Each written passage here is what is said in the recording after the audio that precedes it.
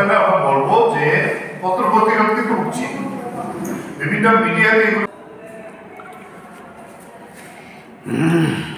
নগর দক্ষিণানন্দনগর সহ বিস্তীর্ণ যে রাবার এলাকা আছে উপজাতি এলাকাটা সহ অপরদিকে এই সিপাহীজলা বিশ্রামগঞ্জ নলছর সহ ওই সমগ্র এলাকাতে এবং দক্ষিণ জেলার শান্তিবাজার মহকুমার বিভিন্ন জায়গাতে রাবারের একটা মরকের মতো দেখা দিয়েছে।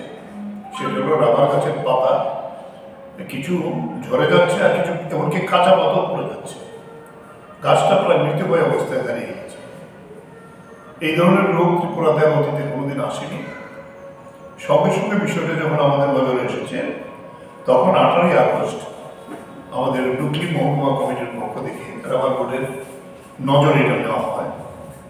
তখন রাবার বোর্ডের 2-3টা টিম তারা বিভিন্ন বাগানকে পরিদর্শন করে তারা জানান যে বিষয়টা নোটিশ হয়েছে এবং এটা অতীতে কেরালায় দেখা গেছে, কিন্তু আমাদের রাজ্যেই প্রথম।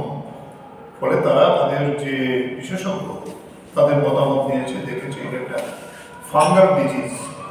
এটা সাধারণত বৃষ্টি হলে এটা স্প্রেড করে, অতি বৃষ্টিজনিত এলাকাতে এটা হয়।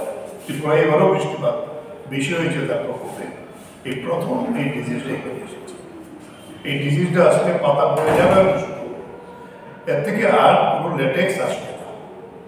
আবার কখন আসবে তার কোনো ঠিকানা নেই এবং অনেক গাছ মরেও যেতে পারে।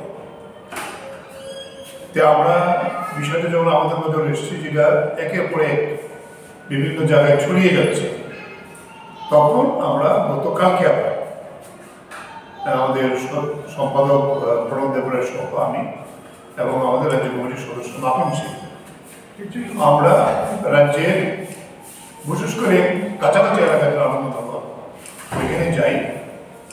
আমরা 10 থেকে 12 জন কৃষক আমাদের সঙ্গে ছিলেন। আমরা 4 জন মিলে এই বাগানগুলি পরিদর্শন করি, তার ছবি আপনাদের দেখাবো যে ঠিকই সিরিয়াস অবস্থা।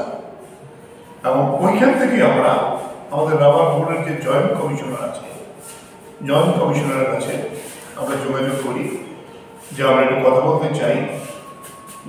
তখন তিনি বলেন যে কথা আমাদের জরুরি বিষয় আছে এই ব্যাপার বলে, আমাদের তো আজকে ছুটির দিন, তবু আপনারা যদি আসেন আমি দুপুরবেলা হলো আমাদের অফিস খোলা রাখবো, কারণ এটার জন্য আমরাও চিন্তিত কীভাবে করা যায়। তাই আজকে 12টায় ছুটির দিনেও তারা আমাদের রাবার উৎপাদক সমিতি কৃষক সমাজের জন্য অফিস খোলা রেখেছেন। আমরা তাদের সঙ্গে প্রায় বিস্তৃত আধা ঘন্টার উপরে আলোচনা করেছি। দেখলাম আমাদের ওই প্রথম যে ডেপুটেশন দেওয়া হয়েছিল তারপরেই তারা একটু তাদের হেড অফ ডিস্ট্রিক্ট টাইম সেখানে যোগাযোগ করেছেন, তাদের রিসার্চ টিম তাদের মতামত নিয়েছেন এবং তাদের অফিসাররা ফিল্ড ভিজিট করেছেন। ফিল্ড ভিজিট করে কিছু মেজার তারা নিয়েছেন। এখানে যে ধরনের মেশিন পাওয়া যায় ওষুধ তারা সংগ্রহ করেছেন।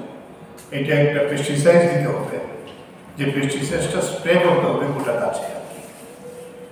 যে মেশিন তারা নিয়েছেন তাতে উঁচু গাছ হলে দেওয়া সম্ভব। তখন তারা আলোচনা করে দেখেছে এটার জন্য ড্রোন টেকনোলজি ইউজ করে যদি ব্যাপক স্প্রে না করা যায় তাহলে এটা ছড়িয়ে দিতে পারে। এর ফলে তারা আমাদের আজকে বলেছেন তারা 2টা ড্রোন একটা রাস্তাতে আছে